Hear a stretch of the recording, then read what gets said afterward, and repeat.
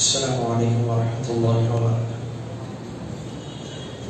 ایک مرتبہ بآواز بلند درود شریف کا نذرانہ پیش کیجیے۔ اللہم صلی علی سیدنا و مولانا محمد وعلی آلہ وصحبہ وبارک وسلم۔ سب مل کر بآواز بلند پھر سے درود پڑھے۔ اللہم صلی علی سیدنا و مولانا محمد وعلی آلہ وصحبہ وبارک وسلم۔ صلاۃ و سلام علیک یا سیدی یا حبیبی یا رسول اللہ صلی اللہ تعالی علیہ وآلہ وسلم۔ وہ خوش نصیب مقدر پہ کیوں نہ ناز کرے،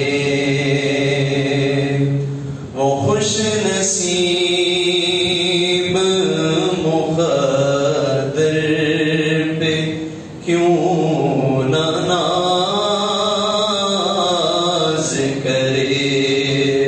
خدا کا جسے عشق شہ حجاز کرے، خدا کا جسے عشق شہ حجاز کرے۔ کچھ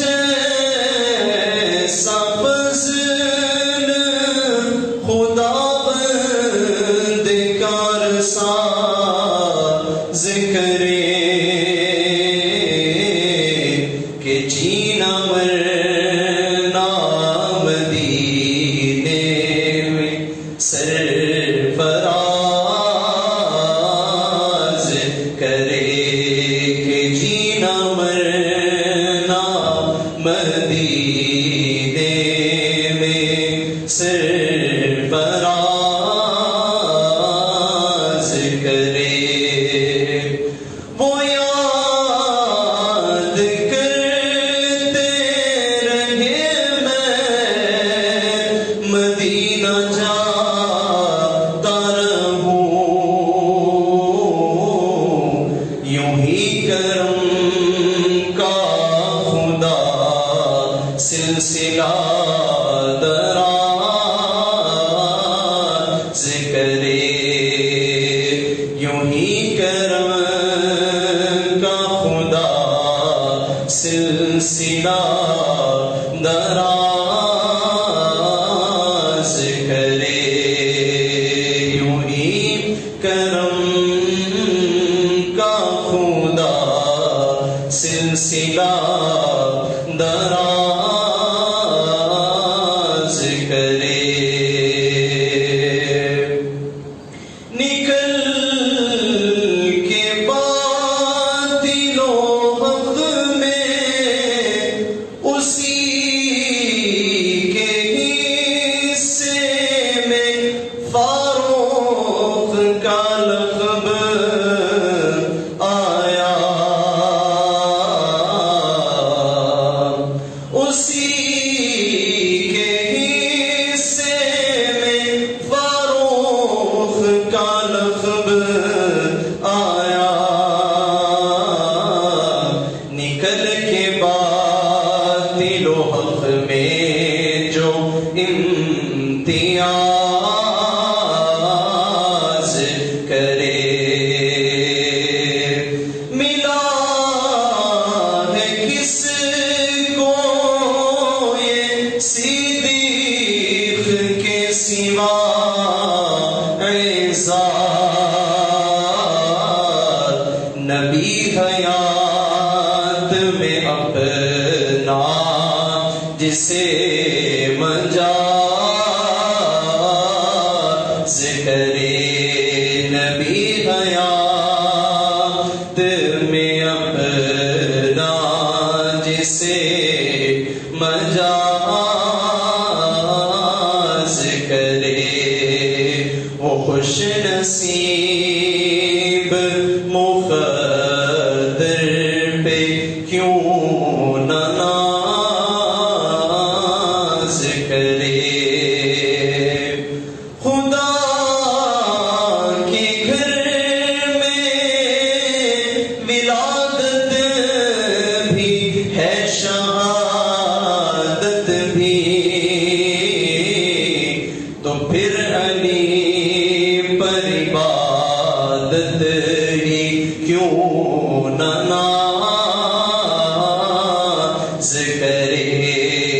تو پھر علی پر عبادت ہی کیوں نہ ناز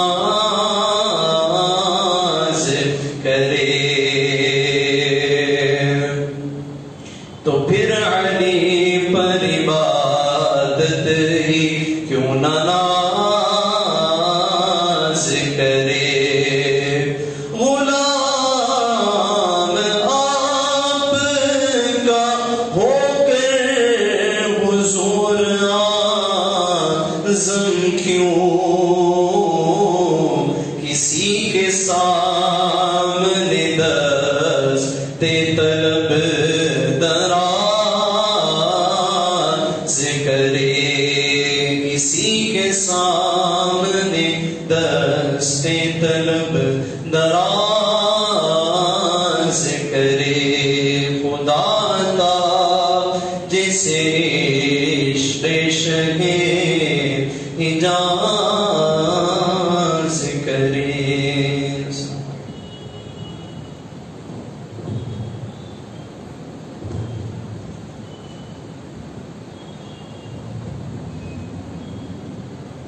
السلام علیکم ورحمۃ اللہ وبرکاتہ۔ جیسا کہ آپ سب جانتے ہیں، ہمارا سالانہ خدیب جلسے عظمت آل و اصحاب رسول صلی اللہ علیہ وسلم کی محفل کا انعقاد عمل میں آ چکا ہے۔ الحمدللہ مقررین کرام کی آمد ہو چکی ہے۔ سب سے پہلے آج ہمارے پہلے مقرر حضرت سیدنا صدیق اکبر رضی اللہ تعالیٰ عنہ کی شان، عظمت، فضائل بیان کرنے کے لیے میں مخاطب کرتا ہوں حضرت ابو الفیض مولانا حافظ سید شاہ مظفر علی صوفی اویس شاہ صاحب دامت برکاتہ عالیہ کو کہ وہ آئے اور اپنے منفرد خطاب سے سب کو سرکار۔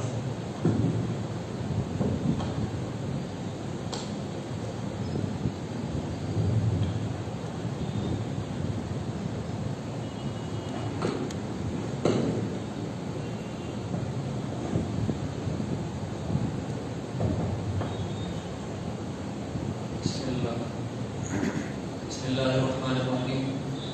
الحمد لله رب العالمين، والصلاة والسلام على سيد الأنبياء وأشرف المرسلين وعلى آله وصحبه أجمعين. أما بعد، فقال الله تعالى في القرآن الكريم: أعوذ بالله من الشيطان الرجيم، بسم الله الرحمن الرحيم. إن الذين آمنوا وعملوا الصالحات أولئك هم خير البرية. صدق الله العظيم وصدق رسوله النبي الأمين الكريم. محترم بزرگوں، عزیز ساتھیوں اور پیارے بچوں، السلام علیکم ورحمۃ اللہ تعالیٰ وبرکاتہ۔ وعلیکم السلام۔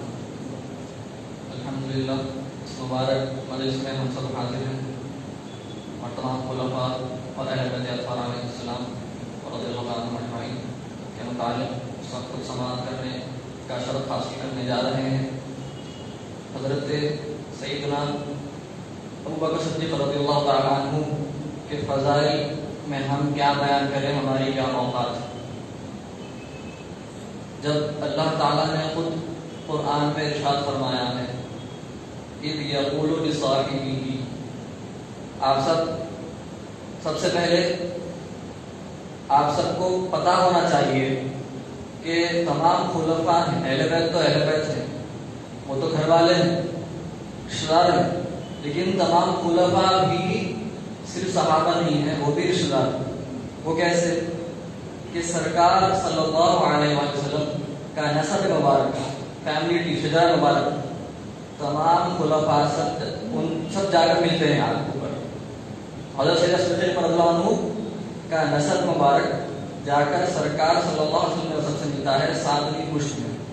تو سرکار صلی اللہ علیہ وسلم کہ اگر آپ آبا و اجداد کا ذکر کریں، سیدنا محمد صلی اللہ علیہ وسلم بن عبداللہ بن عبد المطلب بن ہاشم بن عبد مناف بن قصی بن کلاب بن مرہ تک یہ 7 میں جد ہے، اور یہی جد سے جا کر ملتا ہے حضرت صدیق اکبر شجرہ کا بات۔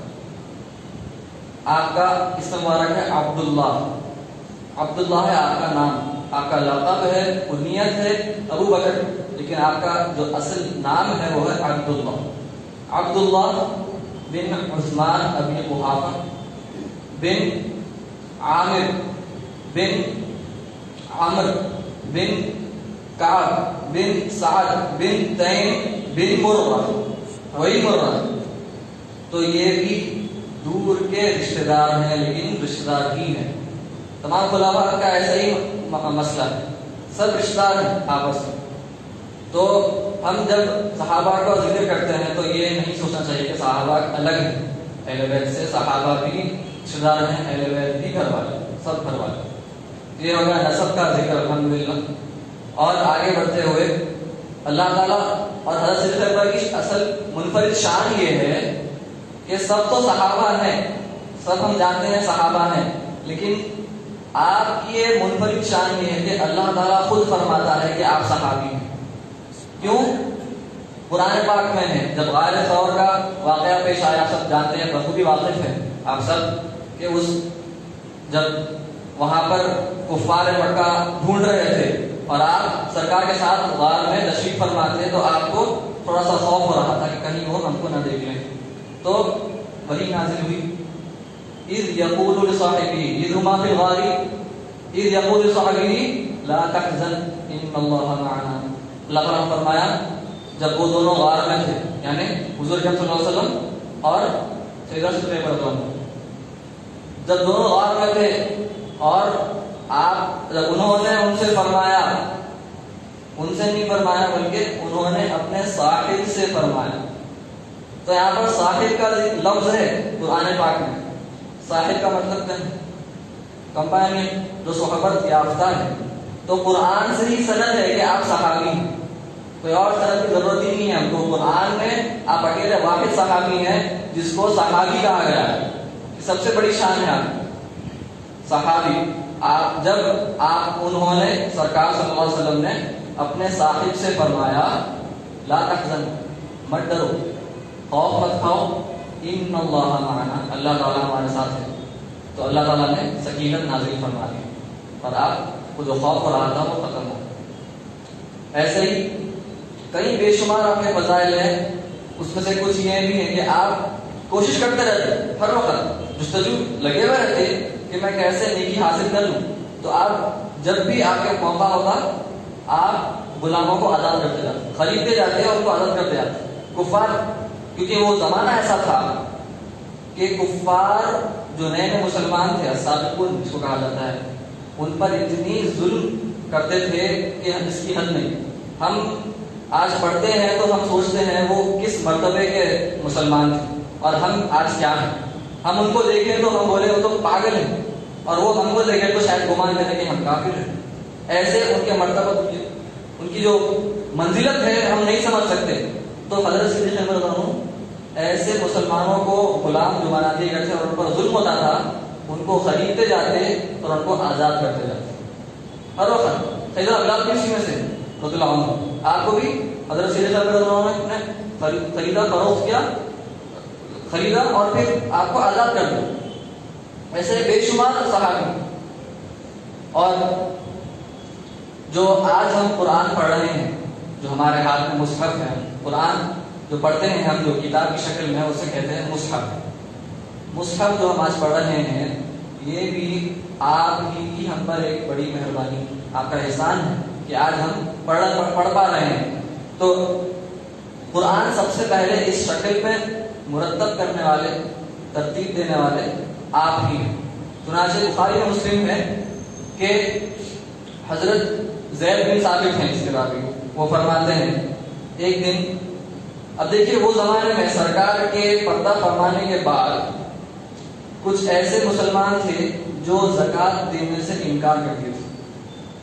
وہ کہہ رہے تھے کہ ہم نماز پڑھتے کافی ہے ہمارے لیے، زکوٰۃ دینا ہم کو ضروری نہیں ہے، یہ اسلام میں سے نہیں ہے، یہ ہم زکوٰۃ نہیں دیتے، ہم صرف نماز پڑھتے.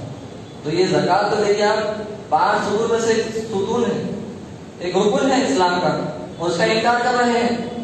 تو صدیق اکبر نے کیا فرمایا؟ اب یہ حضرات سے پہلے بات ہوئی، نہیں مانے تو ان سے جنگ کرنا پڑا. تو وہ ان کو بولتے ہیں ردہ، وہ مرتد ہو گئے تھے پورے مسلمان جو تھے. ان سے جنگ کرنے میں کیا ہوا، جنگ یمامہ کہلاتی ہے، اس میں کئی قراء کرام، کئی حفاظ کرام شہید ہو گئے. تو اب حضرت زید بن ثابت فرماتے ہیں ایک دن مجھے حضرت ابو بکر صدیق رضی اللہ عنہ نے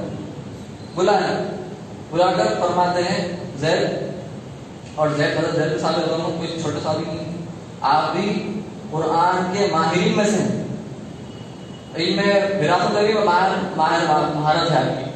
تو آپ سے فرمایا حضرت ابو بکر صدیق رضی اللہ عنہ نے کہ زید، عمر آئے ہیں میرے پاس، اور عمر مجھ سے یہ کہہ رہے تھے کہ یمامہ، جنگ یمامہ میں بہت سارے حفاظ کرام کا انتقال ہو گیا، شہید ہو گئے. اب ہم کو خوف ہے کہ کہیں قرآن نہ محفوظ ہو جائے، قرآن نہ ہم سے چھوٹ جائے. قرآن گم گیا تو کلام اللہ پھر ہم سے چھوٹ جائے گا، محفوظ نہ ہو جائے. تو ہم کو اب یہ خدشہ ہو رہا ہے. تو عمر نے مجھ سے یہ کہا ہے کہ ہم قرآن کو تمام صحابہ کے پاس جو بھی لکھا ہے اور ان کو یاد ہے، وہ ہم اس کو ایک کتاب کی شکل میں جمع کرتے ہیں. تو عمر نے پہلے مجھ سے یہی کہا تھا، لیکن میں بھی پیچھے ہٹ رہا تھا کیونکہ رسول اللہ نے نہیں فرمایا صلی اللہ علیہ وسلم، تو میں کیسے کروں، وہ تو سرکار نے نہیں فرمایا. لیکن حضرت عمر نے اصرار فرمایا، اور پھر اللہ تعالیٰ نے میرا دل کھول دیا اس چیز کے لیے. تو میں آپ کو ذمہ دینا چاہتا ہوں زید بن ثابت رضی اللہ عنہ کہ آپ اس کام کی ذمہ داری لیں اور اس کو پورا مکمل کریں. اور حضرت زید بن ثابت بھی اسی کشمکش میں ہے کہ حضرت سرکار تو ایسا نہیں فرمایا کبھی کتاب کی شکل میں ایک جگہ پر ہم سب یاد کریں، اور لکھنا ہے تھوڑا بہت لکھ لیے، ایک دو آیتیں ہمارے پاس، لیکن کتاب کی شکل میں کیسا کروں. تو حضرت زید فرماتے ہیں اگر حضرت ابو بکر رضی اللہ عنہ مجھے فرماتے ہیں کہ پہاڑوں کو یہاں سے وہاں ہلا دو، وہ میرے لیے آسان تھا. لیکن یہ جو مجھے انہوں نے حکم فرمایا کہ قرآن کو جمع کرو ایک کتاب کی شکل میں، یہ میرے لیے بہت بڑا کام تھا. لیکن پھر انہوں نے اصرار فرمایا، مجھے اللہ تعالیٰ نے میرا دل کھول دیا، اور پھر میں اس کام کے لیے اللہ کے توفیق سے آگے بڑھا اور الحمدللہ وہ کام کو تکمیل تک پہنچایا. تو اب وہ جو مصحف جو بنا تھا صحابہ کے پاس سے پورا جمع کیے، اور اس کے جو تفصیلات ہیں وہ مصحف حضرت ابو بکر رضی اللہ عنہ کے پاس تھا آپ کی مثال تک. پھر وہ منتقل ہوا حضرت عمر کے پاس رضی اللہ عنہ، اور پھر حضرت عمر کے پاس سے حضرت ام المؤمنین حضرت حفصہ رضی اللہ تعالیٰ عنہ کے پاس تھا. تو یہ آج ہم قرآن پڑھ رہے ہیں. بعد میں حضرت عثمان نے کیا فرمایا، اس کو جو الگ الگ قراءات تھے، احرف تھے، ان کو ایک کیا، یکساں کیا. لیکن اصل جو کام پہلے کیا تھا جمع کرنے کا، تدوین کا، وہ کام تھا صدیق اکبر رضی اللہ عنہ کے ہاتھ پر جو ہوا تھا آپ کے خلاف. اور آپ بڑے نرم مزاج تھے، اور آپ کے حلیہ مبارک بھی بتایا جاتا ہے آپ بہت زیادہ مطلب گوشت نہیں تھا جسم پہ، کم گوشت تھا، ہڈیاں آپ کی نظر آتی تھی. تو کبھی، اب میں میری بات کرتا ہوں، کبھی لوگ مجھے کہتے ہیں آپ بہت دبلے ہیں، تو پہلے بہت خراب دکھتا تھا. لیکن جب آپ کی سیرت پڑھا، آپ کا حلیہ مبارک پڑھا، تو بڑی خوشی ہوئی کہ میں بھی آپ کی جیسا ہوں. تو حضرت بہت نرم مزاج تھے، اور لیکن جب ضرورت پڑتی تھی تو پھر تھوڑا سا اپنا رعب بھی دکھایا کرتے تھے رضی اللہ تعالیٰ. چنانچہ آپ جب سرکار صلی اللہ علیہ وسلم کا وصال مبارک ہوا، جب آپ پردہ فرمائے، تمام صحابہ کرام اپنے ہوش و حواس کھو بیٹھے تھے. یہاں تک کہ سیدنا عمر رضی اللہ عنہ، آپ بھی جو اتنے رعبدار ہیں، آپ بھی ہوش و حواس کھو بیٹھے تھے. آپ فرما رہے تھے اگر کوئی کہا کہ رسول اللہ صلی اللہ علیہ وآلہ وسلم اس دنیا سے چلے گئے ہیں تو میں اس کی گردن اڑا دوں گا، اتنے آپ جلال میں تھے.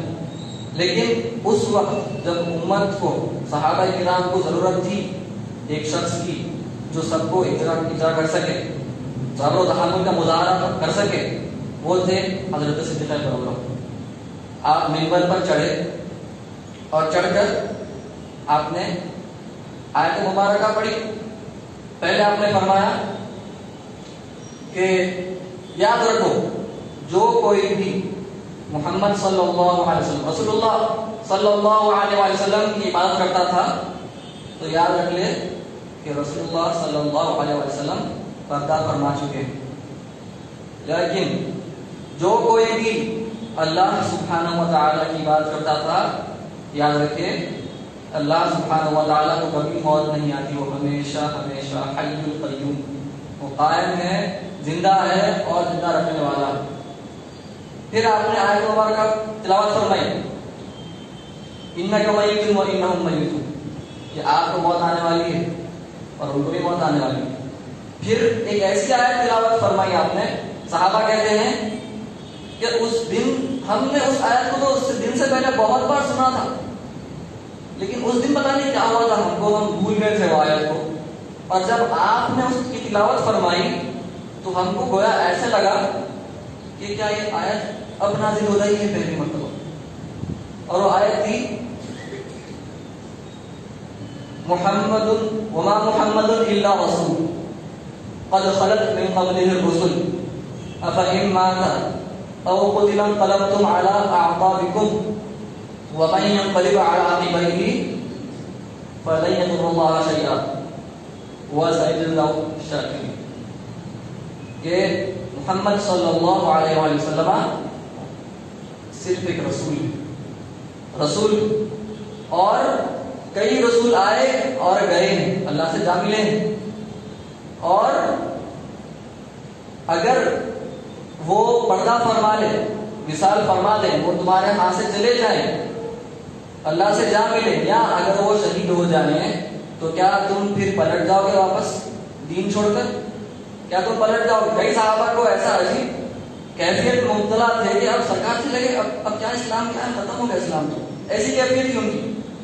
ہم بھی ہمارے پیر و مرشد حضرت رحمہ اللہ تعالی حضرت عاظم شیخ رحمۃ اللہ علیہ کا وصال ہوا تو ہماری کیفیت بھی کچھ تھی ایسی. آپ حضرات کے اپنے پیر و مرشد اگر انتقال ہوا ہے، آپ سمجھ سکتے ہیں کہ کیا بیتتی ہے انسان کے اوپر. یہ تو رسول اللہ ہے، یہ سب کچھ ہے ہمارے. آپ پردہ فرمانے پر جو کیفیت تھی، آپ نے اس پر آیت کو پڑھا. کیا تم اگر رسول اللہ پردہ فرما دیں یا شہید ہو جائیں تو کیا ہم پلٹ جاؤ گے پھر سے دین کو چھوڑ کر؟ اور جو کوئی بھی دین کو چھوڑ کر پلٹ جائے گا واپس تو وہ اللہ تعالیٰ کو کوئی بھی نقصان نہیں پہنچا، وہ اپنے آپ کو پہنچا سکتا. اور اللہ تعالیٰ شکر گزار بندوں کو جزا دینے والا ہے.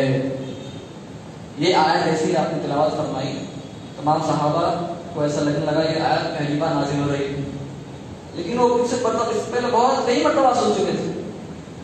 تو یہ آپ کا صبر و تحمل تھا، اس کی وجہ سے آپ ان سب کو واپس جو کیفیت میں مبتلا ہو گئے تھے، کچھ سمجھ میں نہیں آ رہا تھا، ان کو واپس اٹھائے اور ان کو ہمت دلائی، ان کی ہمت افزائی فرمائی. اور آج کل بہت افسوس کے ساتھ کہنا پڑتا ہے کہ ہم امت محمدیہ کو ہم کو کہا گیا ہے کہ ایک امت ایک جٹ ہو جاؤ، واعتصموا بحبل اللہ ولا تفرقوا، ایک جٹ ہو جاؤ، اللہ کی رسی کو مضبوط سے تھام لو، تھام کر ٹکڑے نہ ہو، فریقوں میں نہ بٹو. تو پہلے ہی آج ہمارے پاس کئی تفریقیں ہو چکے ہیں، لیکن اب آج کل دیکھا یہ جا رہا ہے کہ کچھ حضرات ہے جو کم علم کی بنیاد ہے اور تحقیق پسند نہیں ہے، اس کی وجہ سے کیا ہو رہا ہے، امت میں ایک انتشار پیدا ہو رہا ہے کہ سیدنا صدیق اکبر رضی اللہ عنہ افضل ہیں یا نہیں ہیں. اس پر بھی لوگ تبصرے کر رہے ہیں جس کو عقیدے کی عین بھی نہیں معلوم، اہل سنت کے عقیدے. تو میں ضروری سمجھتا ہوں یہ باتیں نہیں کرتے تھے ہم پہلے، لیکن آج چونکہ فتنہ پھیل گیا ہے تو ہم کو چاہیے کہ ہم عوام میں اس کا کچھ کلیریفیکیشن دیں، ضروری ہے. تو عقیدہ اہل سنت کے کتب ہیں، جیسے فقہ کے کتب ہوتے ہیں، حنفی فقہ کے، شافعی فقہ کے کتب ہوتے ہیں. ہم کیا ڈائریکٹ حدیث پڑھ کے ہم کرتے استدلال فقہ سمجھتے ہیں؟ نہیں سمجھتے. ویسے ہی عقیدے کے بھی کتب ہوتے ہیں اور اہل سنت کے بھی کتب ہیں. تو جو حضرات اگر آپ کو ایسا لگ رہا ہے ایک مقرر صاحب ایک عالم صاحب کچھ فرمائے، ایک عالم صاحب کچھ فرما رہے ہیں، مجھے سمجھ میں نہیں آ رہا ہے کیا کرنا، تو آپ کا کام ہے تبصرہ بالکل نہیں کرنا. آپ کا کام ہے تبصرہ نہیں کرنا، تحقیق کرنا. ان کے پاس جا کے پڑھیے، عقیدے کی کتاب ان کے پاس جا کے پڑھیے، حضرت آپ یہ فرمائیں میں آپ کے پاس عقیدہ پڑھنا چاہتا ہوں، اہل سنت کا عقیدہ کیا ہے میں جاننا چاہ رہا ہوں، جا کے ان کے پاس پڑھنا. پھر یہ حضرت کچھ اور اگر فرما رہے ہیں تو ان کے پاس جا کے کتاب پھر سے پڑھیے، وہی کتاب ہوگی وہ الگ طریقے سے پڑھا جا کر جب پڑھیں گے تحقیق پسند بنیں گے. اور کتاب صرف اتنا نہیں، ایک مسئلہ نہیں، پوری کتاب پڑھنا ہے. سنت عقیدے کی پوری کتاب پڑھیں گے تو آپ کو سمجھ میں آئے گا کہ منہج کیا ہے، اصول کیا ہے. ایسے ہی ہوا میں کچھ بھی نہیں بولتے تھے علماء کرام. تو جب آپ دونوں طرف 2-3 علماء کے پاس پڑھیں گے، اور ایک کتاب بھی پڑھنا کافی نہیں ہے، 2-3 کتابیں پڑھنا پڑتا تو سمجھ میں آنا شروع ہوتا. سمجھ میں نہیں آتا، سمجھ میں آنا شروع ہوتا. اس کے بعد ہم بھی ابھی الحمدللہ استاد محترم کے پاس پڑھتے ہیں، پڑھتے رہتے ہیں، پڑھنا پڑتا، زندگی بھر پڑھنا ہے. تو آج کل کیا ہو گیا ہے، لوگ کو عقیدہ کی سر نہ معلوم ہے، دل معلوم ہے، بس لڑایا ہو رہا ہے کہ تم بول دیے سیدنا ابو بکر رضی اللہ عنہ کو افضل بول دیے تو تم ناصبی ہو گئے. یہ تشدد ہے، تطرف ہے. اہل سنت متشددین نہیں ہے، ہرگز نہیں. ہم اعتدال پر ہیں، بیچ میں ہیں. خوارج بہت شدت پسند، تشیع شدت پسند. ہم اہل سنت ہیں، ہم بیچ میں ہیں. ہمارا کام کیا ہے، کوئی کچھ بولا تحقیق کرنا، اور خود سے نہیں کرنا. میں خود سے کرنے کے لیے بالکل نہیں کرا رہا ہوں. جا کے استاد کے پاس پڑھنا، آپ پڑھائیے کتاب، میں پڑھتا ہوں. تو آپ جب پڑھیں گے آپ کو سمجھ میں آئے گا، پھر آپ فیصلہ کریں. جب سمجھ میں آئے گا کہ عقیدہ اہل سنت ہے کیا. اور یہ بات ایسی ہے، یہ فروعی عقیدہ ہے، لیکن اکثر علماء اہل سنت کی آپ کتابیں اٹھا کر دیکھ لیجیے، عقیدہ الطحاوی، عقائد نسبیہ، عقیدہ رحیہ، جوہر التوحید اور کئی کتابیں ہیں. اکثر علماء اہل سنت نے یہ تحریر فرما کر لکھا ہے کہ سیدنا ابو بکر رضی اللہ تعالی عنہ افضل البشر بعد الانبیاء. لیکن اگر کسی کو کوئی اختلاف ہے تو بے شک ہمارے پاس گنجائش ہے اختلاف کی، لیکن عزت و احترام کے ساتھ ہوتا ہے. جیسا ہم حنفی ہیں، اکثر لوگ ہم کیا شافعی کو بولتے ہیں کہ بھائی آپ غلط ہیں، امام شافعی غلط ہے، نعوذ باللہ نہیں بولتے. ان کی اپنی تحقیق ہے. ویسے ہی عقیدے میں بھی کچھ باتیں ہوتی ہیں جس پر اختلاف بالکل نہیں کیا جا سکتا. اگر اختلاف کرے اہل سنت سے باہر ہے، نہیں تو اسلام سے بھی باہر ہو سکتے. لیکن کچھ ایسے مسائل ہیں جس پر اختلاف اگر کیا گیا تو احترام کے ساتھ کیا جاتا ہے، سامنے والے کی عزت کے ساتھ کیا جاتا ہے، ان کی رائے کی احترام کیا جاتا ہے. اور ٹھیک ہے آپ کی رائے یہ ہے، ہماری رائے یہ ہے. لیکن یہ جو آج کل میں دیکھ رہا ہوں، فیس بک پر دیکھ رہا ہوں، واٹس ایپ پر دیکھ رہا ہوں، ایسے اسٹیٹس شیئر کیے جا رہے ہیں ہمارے عوام کی طرف سے. آپ لوگ نہیں ہوں گے وہ، لیکن آپ کے دوست ہو سکتے ہیں. تو آپ کا کام ہے دوستوں پر نظر رکھیے اور سمجھائیے پیار سے، بھائی امت پہلے سے ہی ٹوٹ چکی ہے کافی، اور ہم ٹوٹنے کی وجہ سے کیا ہو رہا ہے. اب دیکھیے حضرت عمر کا جو واقعہ ہے، آپ جب خلیفہ چنے گئے، حضرت عمر نے سرکار کا بھی مثال ہو گیا ہے، پردہ فرما چکے ہیں. اب انصار جو ہیں صحابہ میں، وہ سوچ رہے ہیں کہ اب خلیفہ کون بنے گا. انصار شروع کر دیے سوچنا. حضرت عمر کو اس کی بھنک لگی. آپ بہت دور اندیش تھے. آپ حضرت سے فرمایا حضرت چلیے اپنے کو جانا پڑے گا. وہاں گئے. اب وہاں جا کر بات ہو رہی ہے. حضرت صاحب محمد اللہ انصار کے بڑے صحابی ہیں، ان کے بڑے بہت صحابی سردار ہیں، ان سے بات ہو رہی ہے کہ اب خلیفہ کون بنے گا، انصار میں بنے گا، مہاجر میں بنے گا. اب دیکھیے حضرت عمر کو کیوں اتنی فکر ہوئی، کیونکہ ان کو پتا تھا اگر انصار میں سے کوئی خلیفہ اگر چن لیے تو ہم ان سے بغاوت نہیں کریں گے. ہم ان سے بغاوت نہیں کر سکتے. ہم کو ایک رہنا ہے امت کو. اگر ہم لڑائی کریں تو ہم بولے ہم قریشی ہیں، ہم سرکار کے خلیفہ میں سے ہیں، اگر ہم یہ بولے تو پھر لڑائی ہو جائے گی اور امت میں تفریقہ پھیل جائے گا نا.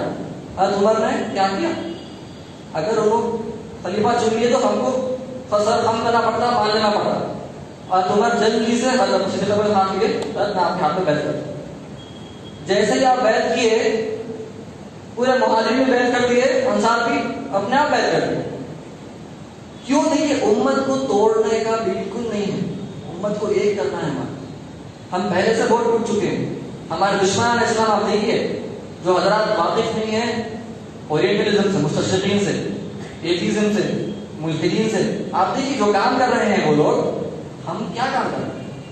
تو ہمارا کام ہے، اگر آپ کو سامنے والے کو لڑنے نہیں آتا دشمن سے، تو کم سے کم اپنے بھائیوں سے نہ لڑیں، توڑیے مت، جڑائیے اپنے آپ کو، تاکہ ہم متحد ہوں گے تو جب ہم ان کا مقابلہ کر سکیں، ورنہ ہم ٹوٹتے رہیں گے، انہیں یہ ہے، انہیں یہ ہے، عقیدہ ایک ہی ہے سب کا، چھوٹے موٹے مسائل میں اگر ہو گیا کچھ مسئلہ نہیں ہے، لڑائی کی بات نہیں.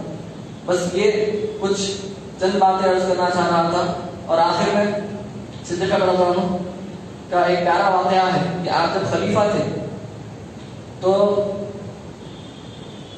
حضرت عمر کو تو پتہ نہیں تھا. حضرت عمر بعد میں جب آپ خلیفہ بنے، صدیق رضی اللہ عنہ کا وصال ہو گیا تو ایک آپ دیکھا کرتے تھے حضرت عمر رضی اللہ عنہ کہ صدیق رضی اللہ عنہ ایک جگہ پر جاتے ہیں روز، کہیں پر جا کر وہاں پر پیچھے نہیں کرے گا، بس تھوڑی دور گئے، اچھا ہم وہاں جاتے ہیں. وہاں پر ایک آپ بولے اب میں دیکھوں گا کہ آپ جاتے کہاں ہیں روز، کچھ سامان لے کر تھیلی لے کر جا رہے روز، اور تھیلی واپس آئے، تھیلی نہیں ہے. آپ اب سوچے اب میں جا کر دیکھتا ہوں آپ جاتے کہاں تھے. تو آپ اس راستے پر گئے تو دیکھا کہ کچھ دور پر ایک چھوٹا سا گھر ہے. اندر آپ داخل ہوئے تو دیکھا کہ ایک بوڑھی عورت ہے جو نابینا ہے. جیسے ہی وہ آپ اندر داخل ہوئے، وہ بوڑھی عورت کہنے لگی ابو بکر آپ آ گئے ابو بکر، اور عمر ہوئے مثال ہو چکا ہے ابو بکر آپ آ گئے. وہ دن ہو گئے تھے، آپ نہیں آئے تھے، بہت دن ہو گئے تھے. حضرت عمر کو رونا آ گیا، خودداری ہو گئی کہ خلیفہ تھے آپ، خلافت کے دوران آپ تمام مسلمانوں کے خلیفہ ہیں، لیڈر ہیں، آپ پولیٹیکل لیڈر ہیں، آپ سیاسی لیڈر ہیں، اور اس درمیان آپ روز ایک بوڑھی عورت کی خدمت کرتے ہیں. اللہ اکبر. اور آج ہم دیکھیے ہم کچھ بھی نہیں ہیں، پھر بھی بڑا ہم کو غرور ہے. اللہ تعالیٰ ہم کو حضرت سیدنا ابو بکر رضی اللہ عنہ کے سچے عاشق بنائے، صحابہ کرام کا عاشق بنائے، اہل بیت کا سچا عاشق بنائے، اور نہ صرف عاشق بنائے، دکھاوے کا عاشق نہ بنائے بلکہ سچا عاشق بنائے، جو اتباع کرتا ہے ویسا عاشق بنائے. آمین. وآخر دعوانا ان الحمدللہ رب العالمین. سبحان اللہ سبحان. یہ تھے بڑی قید حضرت مولانا سید شاہ مظفر علی صوفی اویس پاشا صاحب، جو اپنے منفرد انداز سے شان صدیق اکبر رضی اللہ تعالیٰ ہم سب سے مخاطب فرما رہے تھے. آئیے ہمارے دوسرے موضوع کی طرف ہم آگے بڑھتے ہیں. حضرت سیدنا عمر فاروق رضی اللہ تعالیٰ کی شان فضیلت مناقب بیان کرنے کے لیے میں مولانا حافظ محمد بلال زبیر صوفی قادری صاحب برکت عالیہ کو دعوت دیتا ہوں کہ وہ مخاطب کریں.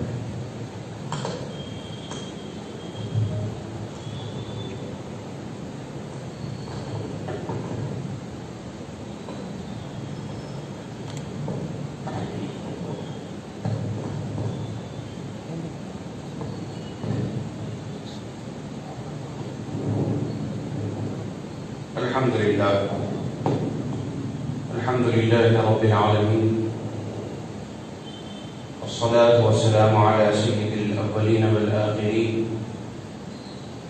وعلى آله وأصحابه وأولياء أمته أجمعين. أما بعد، فقد قال الله تعالى في الكتاب القديم والخطاب العظيم: أعوذ بالله من الشيطان الرجيم. محمد رسول الله والذين معه أشداء على الكفار. وقال تبارك وتعالى في شأن حبيبه ورسوله: إن الله وملائكته يصلون على النبي يا أيها الذين آمنوا صلوا عليه وسلموا تسليما. اللهم صل على سيدنا وسندنا وشفيعنا وحبيبنا ونبينا ومولانا محمد وعلى آله وأصحابه أجمعين. شیخ نشید پر تشریف فرما استاد محترم مولانا حافظ قاری ڈاکٹر سید شاہ محمود علی صوفی حیدر پاشا قادری دامت برکاتہم العالیہ اور مولانا ابوالفیض سید شاہ مظفر علی صوفی اویس پاشا قادری صاحب، محترم سامعین السلام علیکم ورحمۃ اللہ وبرکاتہ۔ بہت ہی پرمنور یہ محفل ہے کہ جس میں ہم حضور اکرم صلی اللہ علیہ وآلہ وسلم کے نسبت رکھنے والے، حضور سے تعلق رکھنے والے، حضور پر اپنی جان کو نچھاور کرنے والے، ان کا بھی تذکرہ کر رہے ہیں، اور ان تذکروں میں ہم انشاءاللہ تعالی آگے سماعت کریں گے کہ کس طرح حضور پاک علیہ الصلوۃ والسلام نے ان افراد کو اپنی جان بتایا۔ چنانچہ ہم جان نثاران مصطفیٰ کا بھی تذکرہ کر رہے ہیں اور جان ہائے مصطفیٰ کا بھی تذکرہ کر رہے ہیں۔ تو یہ سعادت اللہ تبارک و تعالیٰ نے بزرگوں کے تصدق سے، بزرگوں کی نسبتوں کی وجہ سے اہل سنت کے حصے میں رکھا کہ وہ عظمت آل اور اصحاب دونوں کرنا جانتے ہیں، اور دونوں کا سلیقہ یہ بزرگوں نے ہمیں سکھایا۔ میں بلا کوئی تمہید کے اپنے عنوان کی طرف، میری مراد حضور سیدنا امیر المؤمنین خلیفۃ المسلمین فاروق اعظم سیدنا عمر بن الخطاب رضی اللہ تعالیٰ عنہ کی حیات، فضائل اور آپ کی خدمات سے متعلق اختصار کے ساتھ گفتگو کروں۔ حضرت عمر بن الخطاب رضی اللہ تعالیٰ عنہ وہ جلیل القدر اور عظیم المرتبت صحابہ کرام میں شمار کیے جاتے ہیں کہ جن کو اللہ کے حبیب مکرم صلی اللہ علیہ وسلم نے اس زمین پر آقائے دو جہاں نے اپنی حیات مبارکہ میں کئی مرتبہ جنت کی بشارتیں دی۔ حضرت عمر بن خطاب رضی اللہ تعالیٰ عنہ کے متعلق جو جنت کی بشارتیں اگر ہم بزرگوں کی وساطت سے کتابوں میں جو پڑھتے ہیں تو کئی مقامات ایسے ہیں جس میں حضرت عمر بن خطاب رضی اللہ تعالیٰ عنہ کی یہ اللہ کے حبیب مکرم صلی اللہ علیہ وسلم کے زبان مبارک سے جنت کی بشارت کئی مرتبہ آپ کے زبان مبارک سے نکلی ہے۔ عزیزان محترم، حضرت عمر بن خطاب رضی اللہ تعالیٰ عنہ کو اللہ کے حبیب نے کبھی سراج الجنہ کہا، کبھی جنت کا چراغ فرمایا، کبھی اللہ کے حبیب نے فرمایا کہ عمر جنت میں میرے رفیق ہوں گے، کبھی اللہ کے حبیب مکرم صلی اللہ علیہ وسلم نے فرمایا، ایک ہی نشست میں ان 10 صحابہ اکرام کا تذکرہ کیا کہ یہ صحابہ جنتی ہے۔ آپ تفصیلات سماعت کرتے رہتے ہیں، میں صرف اس میں اشارہ کروں کہ اس میں دوسرا نام حضرت عمر بن خطاب رضی اللہ تعالیٰ، ابو بکر فی الجنہ و عمر فی الجنہ اور کما قال علیہ السلام۔ عزیزان محترم، کبھی اللہ کے حبیب مکرم صلی اللہ علیہ وسلم اپنے گھر میں تشریف فرما ہے، دروازے پر کوئی دستک دے کر آیا ہے، آقا نے فرمایا وہ دروازے پر دستک دینے والے کو اندر آنے کی اجازت دو اور ساتھ ساتھ اسے جنتی ہونے کی خوشخبری سنا۔ تو دنیا میں دیکھا کہ حضرت صدیق اکبر آ رہے ہیں، پھر دوسری مرتبہ دستک دی گئی تو دوسری مرتبہ آنے والے حضرت عمر بن خطاب رضی اللہ تعالیٰ۔ تو کئی مرتبہ اللہ کے حبیب مکرم صلی اللہ علیہ وسلم نے حضرت عمر بن خطاب کو جنت کی بشارت دی، اور قرآن مجید میں ان بزرگوں کے ساتھ حضرت عمر بن خطاب رضی اللہ تعالیٰ عنہ میں شامل ہے کہ جن کو اللہ تبارک و تعالیٰ نے اپنی رضا کی مہر لگائی۔ لقد رضی اللہ عن المؤمنین کہ اللہ تبارک و تعالیٰ نے ان مومنین سے راضی ہونے کی اللہ تعالیٰ نے مہر لگائی۔ وہ لوگ جو بیعت رضوان میں اس وقت جھاڑ کے نیچے بیٹھ کر اللہ کے حبیب کے دست مبارک پر بیعت کر رہے تھے، عزیزان محترم، ان میں حضرت عمر بن خطاب رضی اللہ تعالیٰ عنہ شامل ہیں۔ یہ حضرت عمر بن خطاب رضی اللہ تعالیٰ عنہ کی شان اور مرتبت تو بزرگوں نے بیان کیا، ہم نے سنا ہماری مٹھیوں میں۔ اللہ کے حبیب مکرم صلی اللہ علیہ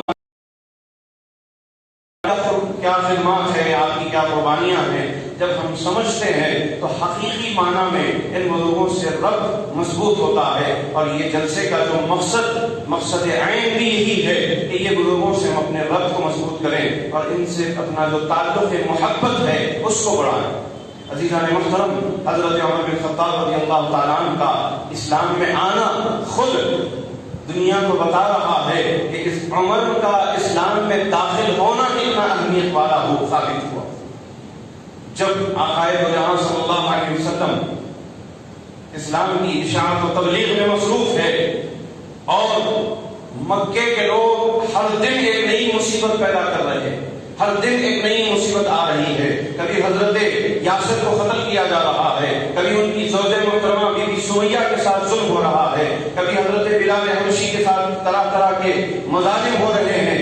ہر طرح کے ایک نت نئے انداز میں اسلام کے ماننے والوں کو اور ان کو تکلیف دے کر حضور پاک علیہ السلام کو تکلیف پہنچائی جا رہی ہے. اور ان کا مقصد یہ ہے کہ اسلام کمزور ہو جائے. حضور صلی اللہ علیہ وسلم کے عزم میں کمزوری آئے، لیکن اللہ کے حبیب مکرم صلی اللہ علیہ وسلم ہے، وہاں کا عزم میں کمزوری آنا ہے وہاں تو کوئی اس بات کا کوئی خدشہ تک نہیں ہو سکتا تھا. اللہ کے حبیب صلی اللہ علیہ وسلم محنتیں کر رہے ہیں. کبھی حکم آ رہا ہے وَأَنذِرْ عَشِيرَتَكَ الْأَقْرَبِينَ، اے حبیب آپ اپنے قریبی رشتہ داروں کو جمع کر کے دعوت دیجیے. کبھی اللہ کے حبیب کو یہ حکم آ رہا ہے کہ اب اعلان وادی فرعون سے آپ اعلان فرمائیے. حضور پاک علیہ السلام جہد مسلسل فرما رہے ہیں. ساتھ ہونے والے، آپ کے ساتھ جڑنے والوں کی تعداد بہت کم ہو رہی ہے، بہت کم لوگ ہیں کہ ساتھ جڑ رہے ہیں. کئی محنتوں کے بعد حضرت آقائے نامدار صلی اللہ علیہ وسلم نے دعا کی کہ اللہ اسلام کو قوت عطا فرما، طاقت عطا فرما. ان دو شخص میں کسی ایک کو مسلمان اللہ تبارک و تعالیٰ کے قریب میں دعا فرما. اللہ کے قریب میں کہ اللہ یا تو ابو جہل کو مسلمان بنا دے یا تو عمر بن خطاب کو مسلمان.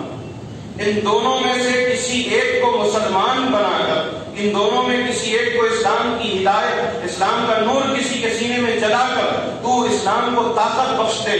عزیزان محترم، اللہ کے حبیب نے فرمایا میری اس دعا کو اللہ تعالیٰ نے عمر کے حق میں قبول کیا رضی اللہ تعالیٰ. حضرت عمر بن خطاب رضی اللہ تعالیٰ عنہ کا مقام اب یہاں سے آپ دیکھیے کہ ابو جہل بھی ہے، حضرت عمر بھی ہے. آخر کی دعا تو دونوں کے لیے رہی، لیکن اللہ تبارک و تعالیٰ کا انتخاب کس کے لیے ہو رہا ہے؟ اللہ تبارک و تعالیٰ چن رہا کس کو ہے. چاہے تو ابو جہل بھی مسلمان ہو سکتا تھا، لیکن اللہ کے حبیب مکرم صلی اللہ علیہ وسلم کو جو حضرت عمر بن خطاب رضی اللہ تعالیٰ عنہ کے ساتھ ہونے اور مسلمان ہو کر آپ کے صحابی بننے سے جتنا اسلام کو، جتنا دین اسلام کی اشاعت کو حضرت عمر بن خطاب سے فائدہ ہو سکتا تھا، حضرت عمر بن خطاب سے قوت اور طاقت مل سکتی تھی. عزیزان محترم، وہ طاقت ابو جہل سے نہیں مل سکتی، کیونکہ حضرت عمر بن خطاب کی اگر آپ حیات مبارکہ کا ایک مجموعی جائزہ لیں، حضرت عمر بن خطاب رضی اللہ تعالیٰ عنہ بہت زیادہ کمالات کے حامل تھے، بہت زیادہ کمالات کے حامل. ایک بہترین حضرت عمر بن خطاب رضی اللہ تعالیٰ عنہ مرتب انسان تھے. ہر چیز میں وہ ترتیب دیکھتے تھے، ترتیب سے ہر چیز ہونا، نظم و ضبط سے ہر چیز ہونا اور بردباری کی. اور حضرت عمر بن خطاب رضی اللہ تعالیٰ عنہ کوئی فیصلہ ایسا نہیں کرتے تھے جس میں سمجھ اور عقل شامل نہیں ہوتی. حضرت عمر بن خطاب رضی اللہ تعالیٰ عنہ کی اگر حیات مبارکہ کو آپ دیکھیں تو حضرت عمر بن خطاب رضی اللہ تعالیٰ عنہ بردبار، حضرت عمر بن خطاب رضی اللہ تعالیٰ عنہ کو اللہ تعالیٰ نے رعب اور دبدبہ دیا، ایسا رعب اور دبدبہ دیا کہ عمر بن خطاب کے نام سے لوگ تھراتے تھے. ہر خوبی کا حامل بنایا تھا. اور اللہ کے حبیب علیہ السلام یہ دو کا انتخاب کر کے جب دعا کیے تو یقیناً حضور پاک علیہ السلام نے یہ خوبیاں حضرت عمر بن خطاب کی دیکھی تھی. ورنہ اور بھی کئی لوگ تھے، ابو جہل کے ساتھ کسی اور کا بھی نام لیا جا سکتا تھا، لیکن حضرت عمر بن خطاب کے لیے جو اللہ کے حبیب کی نظر آ کر عمر بن خطاب پہ جو رکی، اس کا سبب یہ کہ حضرت عمر بن خطاب ظاہری طور پر ایک منظم اور مرتب انسان ہونے کے ساتھ ساتھ آپ کے باطن کے اندر بھی کوئی ایسی بات نہیں تھی جس کی وجہ سے آپ باطل کی طرف جانے والے تھے، حق پسند تھے. یہ بات اور ہے کہ عزیزان محترم جب تک بات سامنے پوری طرح نہیں آتی تو آپ کوئی بھی، جیسا کہ مولانا کائنات کا فرمان ہے کہ لوگ جس بات سے ناواقف رہتے ہیں وہ بات کے دشمن ہو جاتے ہیں. جس بات سے لوگ ناواقف ہوتے ہیں وہ بات کے دشمن ہو جاتے ہیں. تو حضرت عمر بن خطاب رضی اللہ تعالی عنہ تک شاید ہو سکتا ہے کہ وہ بات صرف دور دور سے حضور کے بارے میں سن رہے ہیں، محمد صلی اللہ علیہ وسلم کی تبلیغ اور ارشاد کے بارے میں دور دور سے سن رہے تھے. ابھی آمنا سامنا نہیں ہوا تھا. اللہ تبارک و تعالیٰ نے حضرت عمر کا انتخاب کر لیا، حضرت عمر کو چن لیا اسلام کے لیے. اب یہ ہوا کہ حضرت عمر تک کچھ لوگ چیما گوئیاں کرتے ہوئے حضور کی شکایتیں لے کے آئے. حضرت عمر چلا گیا، غصے والے تھے، غیظ و غضب والے تھے، جلدی غصہ آتا. حضرت عمر بن خطاب رضی اللہ تعالیٰ عنہ غصے میں اٹھ گئے اور اس ارادے کے ساتھ اٹھ گئے کہ اب جتنے مسلمان ہو گئے، اس کے آگے کوئی مسلمان نہیں ہونا. اس وقت بزرگوں نے بتلایا کہ صرف 39 مسلمان، 39. حضرت عمر نے یہ عزم کر لیا کہ اب 40واں ہونے نہیں دوں گا. حضرت عمر کو یہ خبر نہیں ہے کہ اللہ تعالیٰ نے 40ویں مسلمان کی فہرست پہ 40واں نمبر حضرت عمر کا ہی لکھا. وہ اس جذبے کے ساتھ اٹھ گئے کہ میں 40واں نہیں ہونے دوں گا. یہ اسلام کو اور اسلام کی طرف بلانے والے رسول کو صلی اللہ علیہ وسلم ان کو قتل کر دوں گا. اس طرح کا معاملہ منصوبہ بنایا گیا. حضرت عمر بن خطاب اٹھے اور تیزی کے ساتھ جانے لگے تو لوگوں نے کہا کہ ذرا پہلے ادھر خبر لے لیجیے. وہاں جا کر شدت کا اظہار کرنے سے قبل آپ اپنے گھر کی خبر لیجیے. آپ کے گھر والے مسلمان ہو گئے، بہن مسلمان ہو گئی، بہنوئی مسلمان ہو گئے. حضرت عمر بن خطاب سیدھا اسی ارادے کے ساتھ پہلے ادھر پلٹ گئے. جب حضرت عمر فاروق رضی اللہ تعالیٰ عنہ اپنی بہن کے گھر پہنچے تو وہاں قرآن مجید کی تلاوت فرما رہی تھی. وہ تلاوت کو آپ نے سماعت کیا، بس قرآن کی تلاوت نے حضرت عمر کے دل کی دنیا بدل دی. اور وہ دن اللہ تبارک و تعالیٰ نے لا دیا کہ جو اللہ تبارک و تعالیٰ نے اپنے حبیب کی دعا کو آج قبولیت کا شرف بخش دیا. عزیزان محترم، حضور پاک علیہ السلام کے پاس وہاں سے حضرت عمر آئے اور مسلمان ہو گئے. تفصیلات ہے لیکن آپ سے یہ عرض کروں، جب حضرت عمر بن خطاب دارالارقم میں مسلمان ہوئے، حضور کے پاس آئے اور مسلمان ہوئے، تو دار ارقم سے اس وقت جتنے صحابہ کرام حضور پاک علیہ السلام کے ساتھ تشریف حاضر تھے، حضور کے دربار میں بیٹھے تھے، وہ سارے صحابہ نے عمر بن خطاب کے مسلمان ہونے پر ایک نعرہ لگایا اور وہ نعرہ پورے مکے میں گونج اٹھا. پورے مکے میں اس کی آواز کو سنا گیا. عزیزان محترم، ادھر یہ زمین پر یہ خوشی کا اظہار ہوا اور اللہ کے حبیب فرماتے ہیں جب عمر مسلمان ہوئے تو میرے پاس جبریل آئے. جبریل میرے پاس آئے اور مجھے جبریل نے یہ خبر دی. جبریل نے مجھ سے یہ کہا کہ عمر کے اسلام لانے پر اہل آسمان میں، آسمانی مخلوقات میں آج خوشیاں منائی جا رہی. عزیزان محترم، حضرت عمر بن خطاب رضی اللہ تعالیٰ عنہ تھے اور صحابہ روایات کرتے ہیں کہ حضرت عمر ہی کے اسلام کے بعد، اسلام لانے کے بعد پہلی مرتبہ باضابطہ اہتمام کے ساتھ جا کر بیت اللہ میں نماز ادا کی گئی مسلمانوں کی طرف سے. تو حضرت عمر کے اسلام لانے کے بعد بھی بہت زیادہ اللہ تعالیٰ نے آپ کو مسلمان بنا کر، آپ کو اسلام کا شیدائی بنا کر، آپ کو حضور اکرم صلی اللہ علیہ وسلم کا صحابی بنا کر، حضور اکرم صلی اللہ علیہ وسلم کا جانثار بنا کر اسلام کی بہت زیادہ اللہ تبارک و تعالیٰ نے مدد و نصرت فرمائی. عزیزان گرامی، حضرت عمر بن خطاب وہ ہیں جو سارے لوگوں کو اللہ کے حبیب علیہ السلام نے ہجرت کرنے کا حکم دیا. سب ہجرتیں کر کے جا رہے ہیں. حضرت عمر کے لیے کی جب بات آئی، حضرت عمر ہجرت کرنے کے لیے جب نکلنا چاہ رہے تھے تو سب سے پہلے خانہ کعبہ کے پاس آئے اور طواف کیا کر کے وہاں اعلان کیا عمر ہجرت کر کے اعلان مدینے کو یثرب کی طرف جا رہا ہے. جو باب مدینہ ہوا، عزیزان محترم اعلان کیا اور کہا کہ مجھے اگر کوئی روکنا چاہتا ہے تو میں فلاں مقام پہ ٹھہر رہا ہوں، آگے مجھے روک کے بتائیں۔ حضرت عمر بن خطاب ہے، کون آ سکتا سامنے؟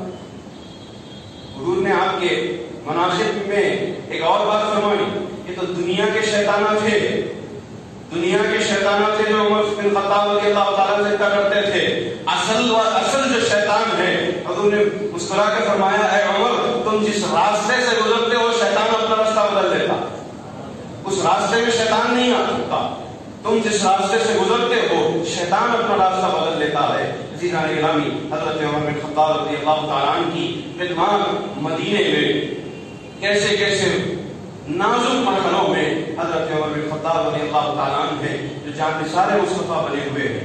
حضور پاک علیہ السلام کے وصال کے بعد حضرت سیدنا صدیق اکبر رضی اللہ تعالیٰ عنہ کے دور خلافت میں آپ کے بہت بڑے سپورٹر اور حمایتی بن کر رہے، اور جس طرح کے اقدامات خلافت صدیقی میں انجام پائے ان میں حضرت عمر بن خطاب رضی اللہ تعالیٰ عنہ کا بہت بڑا رول ہے۔ اور حضرت عمر بن خطاب رضی اللہ تعالیٰ عنہ کو جب خلیفہ بنایا گیا، آپ جب خلیفہ بنے تو پھر اسلام کا وہ دور آیا کہ جس دور میں دنیا نے دیکھا کہ اللہ کے حبیب علیہ السلام نے جو کچھ مشقتیں، جو کچھ تکالیف مکے کی زندگی کے اندر برداشت کیے، اور جو غزوات میں، جو میدان جنگ میں اللہ کے حبیب علیہ السلام نے اور صحابہ کرام نے تکلیفوں کو برداشت کیا، آج وہ دن آ گیا کہ وہ ساری تکلیفوں کا پھل بن کر ایک بڑے مضبوط درخت کی شکل میں اسلام پھیلنے والا ہے۔ حضرت عمر بن خطاب کا زمانہ ہے،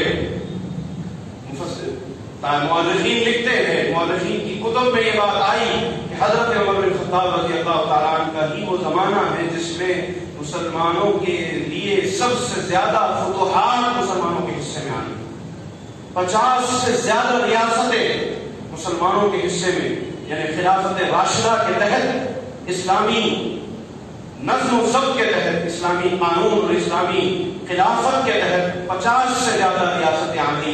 اب اس میں چھوٹی بڑی سب ہے، ادھر فارس حضرت عمر کے زمانے میں فتوحات میں شامل ہوا، ادھر بیت المقدس فتوحات میں شامل ہوا، مصر حضرت عمر کے زمانے میں فتوحات میں شامل ہوا، ایسے کئی بڑے چھوٹے ممالک اور ایسے کئی چھوٹے بڑے بادشاہ تھے جن کو حضرت عمر بن خطاب رضی اللہ تعالیٰ عنہ نے پہلے دعوت اسلام دی، ان کے نہ قبول کرنے پر پھر ان کو کیفر کردار تک پہنچا کر وہاں پر وہ جو ظلم کر رہے تھے اس ظلم کو آقا کے دین کے ذریعے، آقا صلی اللہ علیہ وسلم کے دین کی روشنی کے ذریعے اس ظلم کو ختم کیا اور دین کا وہاں نفاذ کیا۔ تو غلبہ اسلام جو حضرت عمر بن خطاب رضی اللہ تعالیٰ عنہ کے زمانے میں ہوا وہ کوئی اور زمانے میں نہیں ہوا، حضرت عمر کے زمانے میں غلبہ اسلام بھی ہوا۔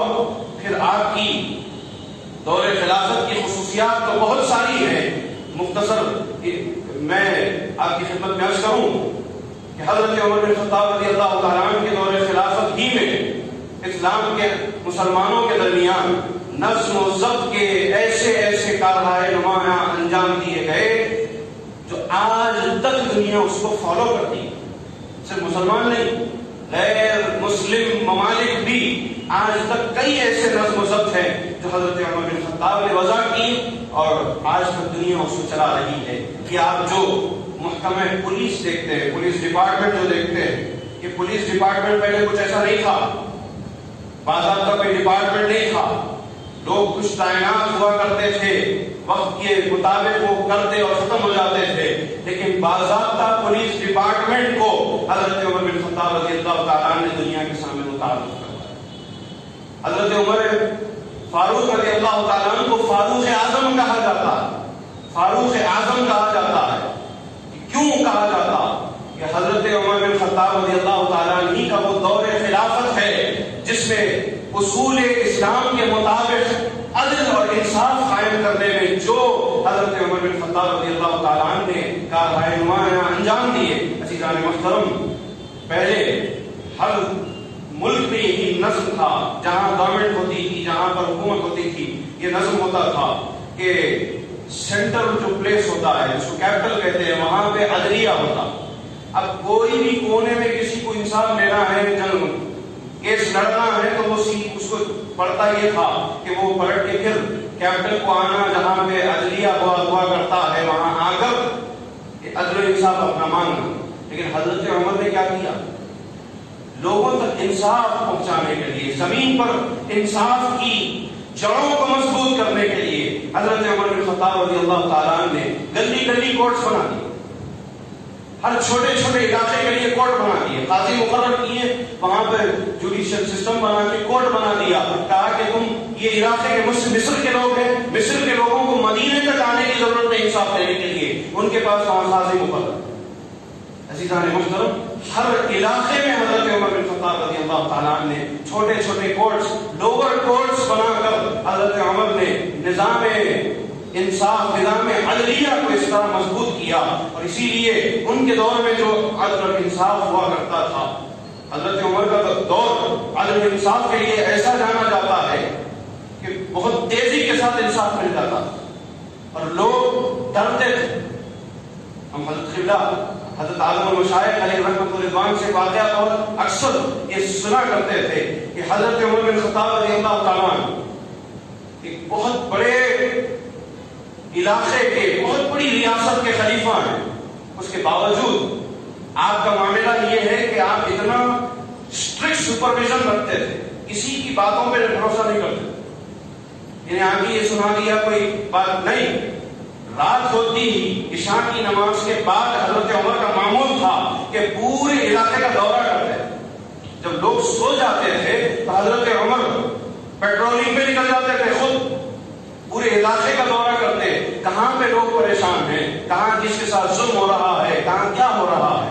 حضرت قبلہ ایک واقعہ سناتے تھے، اسی واقعے کے ساتھ اپنی بات کے اختتام کی طرف لاؤں۔ عزیزان محترم، حضرت عمر راستے سے گزر رہے تھے تو بالکل وہ وقت صبح صادق کے قریب کا وقت تھا، ماں اور بیٹی کی گفتگو چل رہی ہے، ماں اور بیٹی، یہ پیشے سے یہ لوگ دولت تھے، دودھ نکال کر دودھ بیچنے والے، تو ماں بیٹی سے کہہ رہی تھی کہ دودھ آج تھوڑا کم آیا ہے، چنانچہ اس کے اندر تھوڑا پانی ملا دو تاکہ ہم جتنے لوگوں کو تجارت کے طور پہ بیچتے ہیں آج ہمارے لیے نقصان نہ ہو جائے۔ تو حضرت عمر بن خطاب رضی اللہ تعالیٰ نے گفتگو باہر سے سن رہے، تو بیٹی بڑی نیک بخت تھی، وہ کہنے لگی، ماں یہ کیا مطالبہ آپ کر رہی ہیں، یہ مجھ سے کیا کرنے کو کہہ رہی ہیں؟ اور اس دور میں جبکہ عمر کا دور ہے، حضرت عمر کا دور ہے، حضرت عمر کے دور میں چور بچتا نہیں سکتا، چوری کرنے والا چھوڑا نہیں جاتا تھا، چوری کرنے والے کو سزا بہت جلد ملتی تھی۔ حضرت عمر کا دور ہے، اس دور میں آپ یہ کرنے کو کہہ رہی ہیں۔ تو ماں نے کہا، اب کیا عمر آئے دیکھ رہے، کیا ہے کیا عمر دیکھ رہے، کیا تیرے عمر فوراً ملا اور کر دے۔ تو اس وقت اس بیٹی نے ماں سے کہا، عمر نہیں ہے تو کیا ہوا، عمر کا خدا تو دیکھ رہا ہے، ہمارا خدا تو دیکھ رہا ہے، ہم کیسے کر سکتے ہیں۔ حضرت عمر بن خطاب رضی اللہ تعالیٰ عنہ کی ساری گفتگو کو سن لی اور چلے گئے۔ پھر کہا گیا کہ وہ بچی جو یہ جواب دی، اس کے تخوے کو دیکھ کر حضرت عمر نے اس کے گھر اپنے بیٹے کا رشتہ دیا۔ عزیزان محترم، حضرت عمر بن خطاب رضی اللہ تعالیٰ عنہ کی ایسی خدمات ہے کہ خلافت فاروقی کا وہ دور جو ساری دنیا میں ایسا مشہور ہوا کہ لوگ، ہر قوم کے لوگ اس دور کو دیکھ کر اپنے قانون بناتے، اپنے قوانین بناتے۔ بابا قوم مہاتما گاندھی سے پوچھا گیا کہ کس کی جیسی آپ حکومت بنانا چاہیں گے، کس کے جیسا نظم ایڈمنسٹریشن بنانا چاہیں گے، تو انہوں نے کہا کہ فاروق اعظم کے جیسا بنانا چاہتا۔ کئی ایسے قوانین ہیں جو حضرت عمر بن خطاب رضی اللہ تعالیٰ عنہ نے وضع کیے۔ میں نے آپ سے کہا کہ مزاج میں حضرت عمر بن خطاب کے نظم و ضبط تھا، ہر چیز کو ترتیب سے ہونا۔ اب ہم یہ دیکھتے ہیں کہ تراویح کا سب سے بڑا جو ایک ایسا اہتمام حضرت عمر نے کیا، مسجد نبوی میں دیکھ رہے تھے حضرت عمر کے چیکا لوگ نماز پڑھ رہے ہیں۔ حضرت عمر ہر چیز کو سینٹرلائز کرنا چاہتے ہیں، ہر چیز کو یکجا کر کے ترتیب میں لانا چاہتے ہیں۔ حضرت عمر نے دیکھا کہ یہ لوگوں کا تھوڑا کچھ دور دور نمازیں پڑھنا، اس سے بہتر یہ ہے کہ یہ لوگ ایک جگہ ہو کے نماز پڑھیں۔ حضرت ابی بن کعب رضی اللہ تعالیٰ عنہ کی امامت میں سب کو پیچھے ٹھہرا دیا اور فرمایا کہ ان کے پیچھے نماز پڑھو۔ حضرت عمر کے دور کی ہی وہ سنت ہے جو اہل سنت نے اختیار کیا ہے، اور جیسا کہ اللہ کے حبیب نے فرمایا علیکم بسنتی وسنت الخلفاء الراشدین المہدیین، کہ اللہ کے حبیب نے فرمایا کہ تم پر میری سنت بھی لازم ہے اور میرے خلفاء کی سنت بھی تم کو اختیار کرنی ہے۔ تو اسی سنت کے مطابق ہم آج دیکھتے ہیں کہ ہزاروں مقامات پر حضرت عمر کا وہ ترتیب کیا ہوا نظم تراویح آج چل رہا ہے۔ عزیزان گرامی، محکمہ فوج حضرت عمر نے وضع کیا۔ یہ سارے معاملات کے ساتھ پھر ایک ایسا نظام، مالیتی نظام حضرت عمر بن خطاب نے قائم کیا۔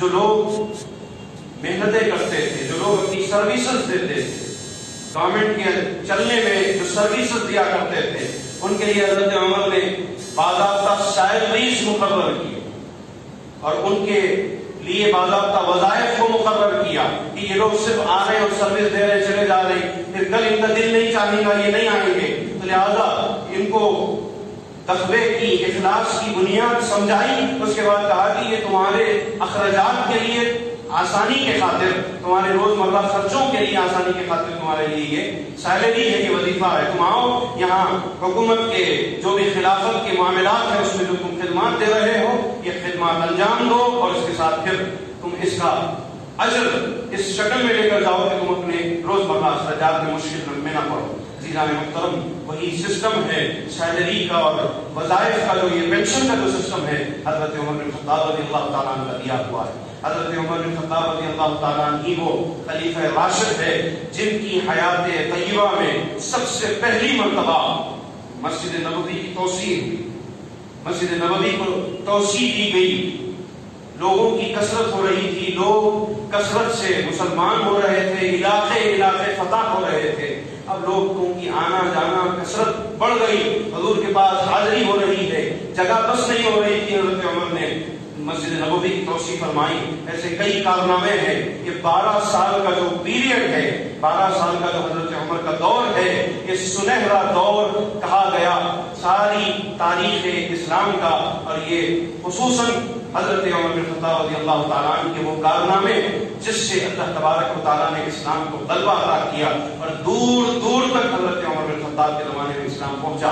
عزیزان محترم، حضرت عمر بن خطاب رضی اللہ تعالیٰ عنہ کے واقعات تو بے شمار ہیں۔ آپ کی خدمات پر کیا میں عرض کروں، صرف بات یہ کہ ہم قسمت والے ہیں، ہم نصیب والے ہیں کہ ہم بزرگوں کے تصدق سے، اللہ والوں کی نظر کی برکت سے ہم خلفائے راشدین کا بھی احترام کرنے والے ہیں اور صحابہ کرام کی عظمت کو اپنے سینوں میں بسانے والے ہیں۔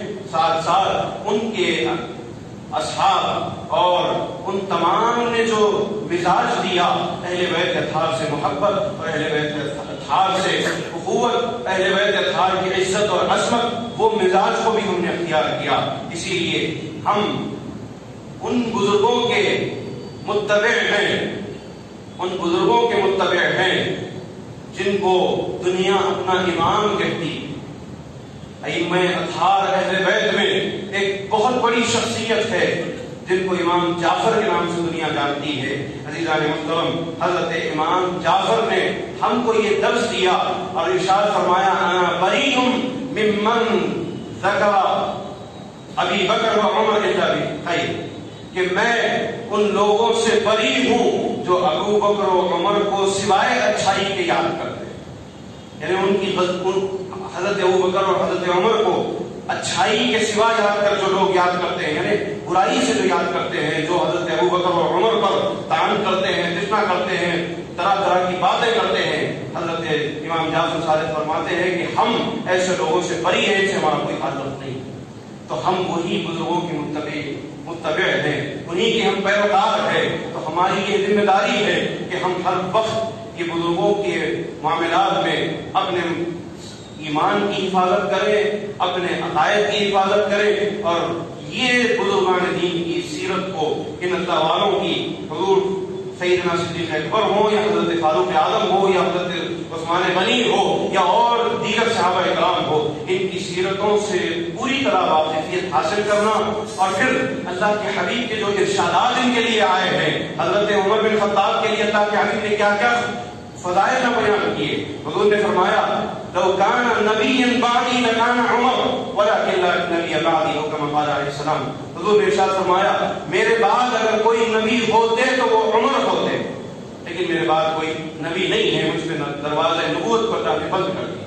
عزیزان محترم، حضرت عمر بن خطاب رضی اللہ تعالیٰ عنہ کے بارے میں اللہ کے حبیب نے فرمایا عمر کا معاملہ یہ ہے کہ عمر تو فتنوں کو بند کرنے کا ایک بڑا دروازہ ہے. عمر کو دیکھ کر فتنے دور بھاگ جاتے ہیں.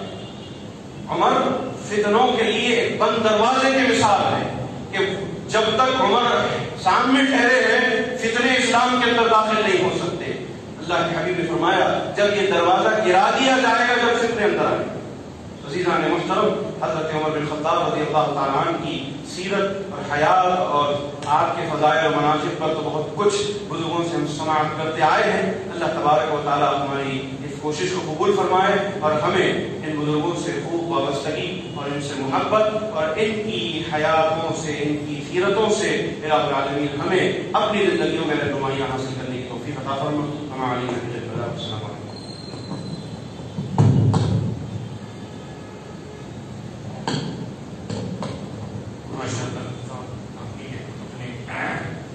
خلیفہ دوم حضرت سیدنا عمر فاروق رضی اللہ تعالیٰ عنہ کی شان اور عظمت اور سیرت پر نہایت ہی دل نشین انداز میں محمد بلال زبیر صوفی قادری خلیفہ مجاز حضور اعظم و شیخ علیہ رحمۃ و رضوان سے سماعت کیا. اب انشاءاللہ عشاء کی نماز کے لیے اذان ہوگی. اذان کے فوری بعد سنت کے فوری بعد جماعت عشاء ہوگی اور عشاء کے بعد پھر یہ سلسلہ جاری رہے گا.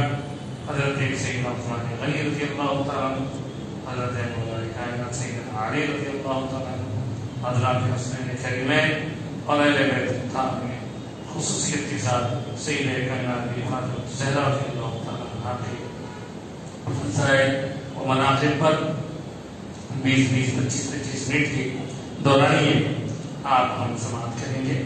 انشاءاللہ میں مؤذن صاحب سے خواہش کروں گا کہ وہ عشاء کی نماز کی اذان